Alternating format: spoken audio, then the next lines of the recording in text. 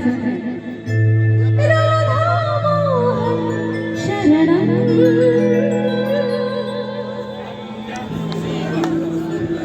देखिए ये 3 बार से ज्यादा इस दुनिया में कुछ है ही नहीं, तो सब मिल के गाएंगे।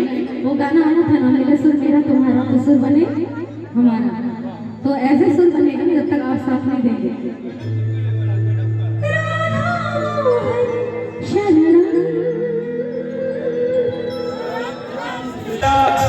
संभोला के मस्त नगरिया हो, संभोला के मस्त नगरिया देवया के वासी।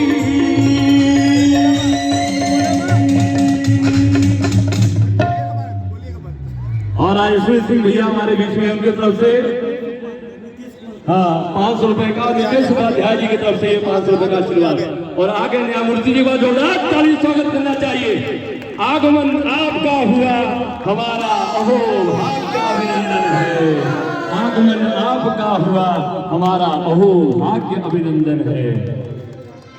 कचहरी के इस पावन मंदिर में हृदय से स्वागत है, अभिनंदन है। हम सबके बीच में न्यायमूर्ति माननीय सलील कुमार राय जी, जो प्रयाग से चल करके आए हैं, हृदय से स्वागत है। एक बार जोरदार ताली बजा दीजिए आप लोग। और काशी स्वागत कैसे करता है, दोनों हाथ उठा करके, नमः पार्वती पतये हर हर महादेव।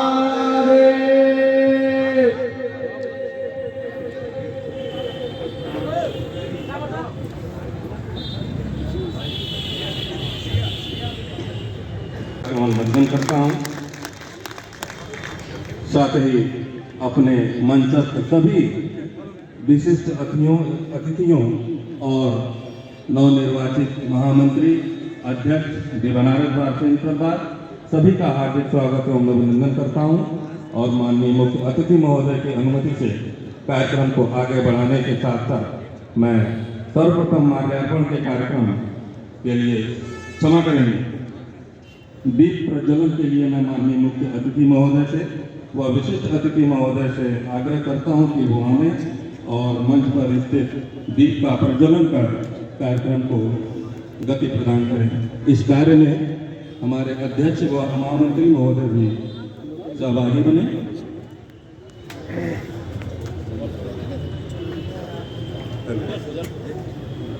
हेलो हेलो हेलो, हाँ ठीक है, कैंडल जला दीजिए।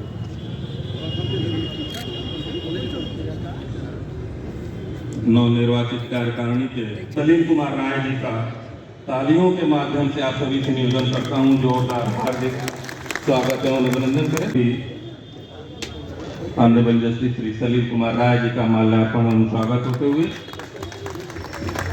समय से थोड़ा विलंब से शुरू हुआ है, इसलिए मैं अपने नवनिर्वाचित कार्यकारिणी के सदस्यों से, पदाधिकारियों से अनुरोध करूंगा कि वो भी आज से हमारे ऑफिशियल अध्यक्ष जी हो गए।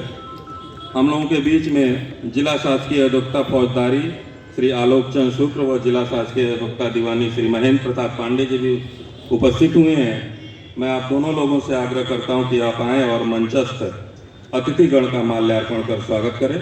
श्री आलोक चंद शुक्ला एवं श्री महेंद्र प्रसाद पांडे जी, माला ले आइए भाई।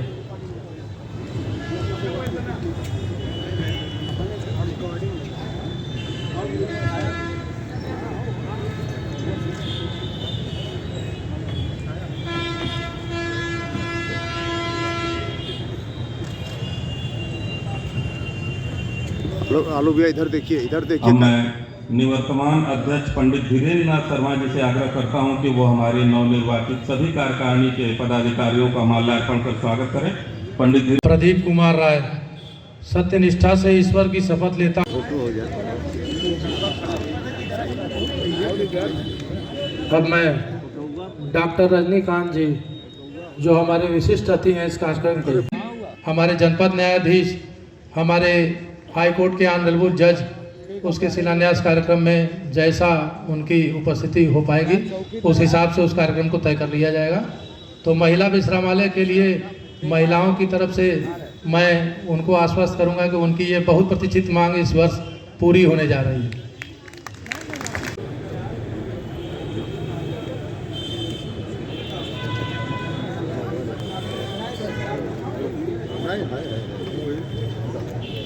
सर थोड़ा सामने देखेंगे। धन्यवाद।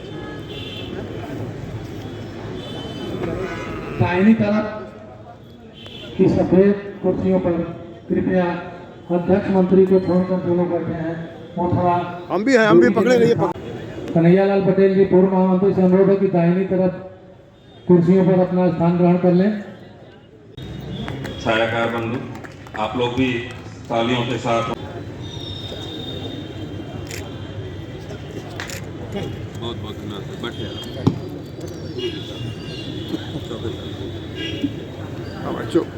चौबे गुरु जी का लाभ है यहाँ से सामने से। आइए आइए। टेम्पल बार के मलवा दो ना 8-10 को। चला हुआ बोले आओ गीता को इसके पास सोच लिया गीता दीजिए। 2.5 साल में से ये सभागार में उपस्थित भारत अधिवक्ता बनारस बार के लिए अनमोल है। आपका मूल्य शब्दों में कहकर नहीं बताया जा सकता। भावनाओं की चीज है जिसको भावनाओं से ही समझा जा सकता है। और बनारस बार एसोसिएशन की नवनिर्वाचित कमेटी आप सभी लोगों का अपनी भावनाओं के माध्यम से जो सम्मान करने जा रही है उसका कोई मोल नहीं है, परंतु आप लोगों के ही कृत्यों से हम लोग आज यहाँ खड़े होकर इस मंच पर सम्मानित हो रहे हैं।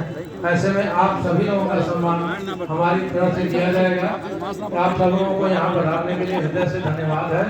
आप सभी लोग कृपया अपना स्थान लिए रहें।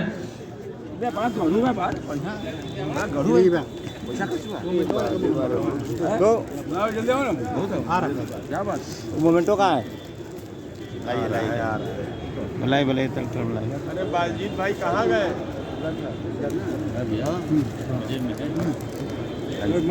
माला माला नहीं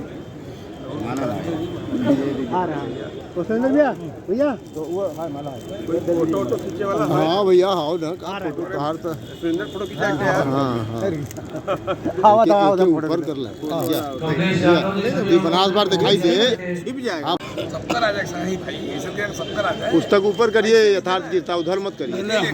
मैं छोड़ के सबका है फिर आवे आपके काहे छोड़ब आपको पहले आ गल अध्यक्ष जी के साथे आप नहीं बात तो कैसे हुई? आपको रोधा हमारे हैं।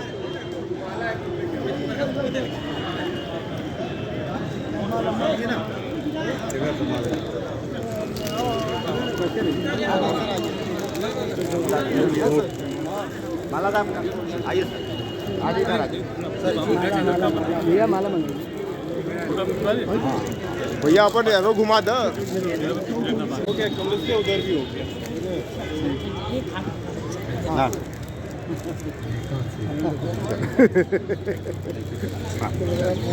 खड़ा रहा इधर घुमा इधर। वीरेंद्र शर्मा जी पूर्व अध्यक्ष और रत्नेश्वर पांडे जी का भी सम्मान।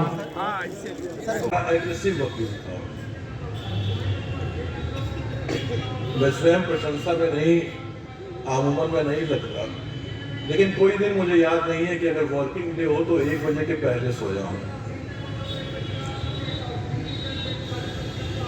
केस अब 1 बजे सोइए और सुबह 6 बजे उठिए, 6:30 बजे उठिए, उसमें से 365 में से 210 220 दिन आपके ऐसे हो तो स्वास्थ्य पे असर पड़ता है। लेकिन केस पूरी तरीके से तैयार करके जाए। अक्सर देखा गया है कि आप अधिवक्ता से प्रश्न करते हैं किसी फैक्ट के बारे में, उससे कोई क्लैरिफिकेशन मांगते हैं, जिससे पहले कि वो दे तो कोर्ट में जज ही पलट करके फाइल समझ जाता है क्या है, तो समय कहना पड़ता है कि आपसे पहले तो हमने देख लिया आप क्या केस तैयार करके आए थे।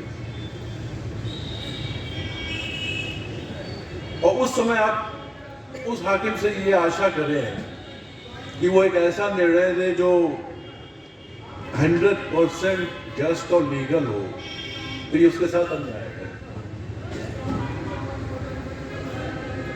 काम के बोझ के तले अक्सर हमारे यहाँ जो फाइल आती है उसमें एक्सपीडिशन डिस्पोजल का लोग ऑर्डर मांगने के लिए एक नई परंपरा, एक नया तरह की लिटिगेशन डेवलप हुआ है, क्योंकि जिला अदालतों में इंफ्रास्ट्रक्चर की कमी के कारण केसों का बड़ा काफी देर से डिस्पोजल हो रहा है, तो अक्सर इस तरह की पिटिशंस आती हैं। और जब टाइम नहीं फिक्स करते हैं और अधिवक्ता उस पर इंसिस्ट करता है, तो हम यही कहते हैं क्या चाहते हैं, जुडिशियल ऑफिसर सुसाइड कर ले या नौकरी छोड़ के भाग जाए, कितना उससे एक्सपीडिशन चाहते हैं आप। तो आप अगर चाहते हैं कि आपका निर्णय तो तार्किक आपके पक्ष में, या न्यायिक अधिकारी का निर्णय उसके यदि आपका अगेंस्ट भी आता है, यदि आपके विरोध भी आपके मुवक्किल के है, तो एक जस्टिफिकेशन आपको दिखाई पड़े अपने मुवक्किल को दिखाने के लिए, तो आपको तैयार होकर के आना पड़ेगा न्यायिक अधिकारी को असिस्ट करने के लिए। आपको अपने तर्क पहले से करने पड़ेंगे। ऐसा नहीं हो सकता कि न्यायालय में आपसे सवाल पूछा जाए और फिर आप सोचिए और फिर तर्क करिए। एक न्यायिक अधिकारी भी साधारण मानव ही होता है, तो जो भी मानवीय कमजोरियां हैं उसके अंदर भी रहेंगी, जो भी शारीरिक कमजोरी होगी, जो भी जितनी भी शारीरिक और मानसिक सीमाएं होंगी, सब उसकी एहसास होंगी और उसी के अंदर उसे कार्य करना होगा।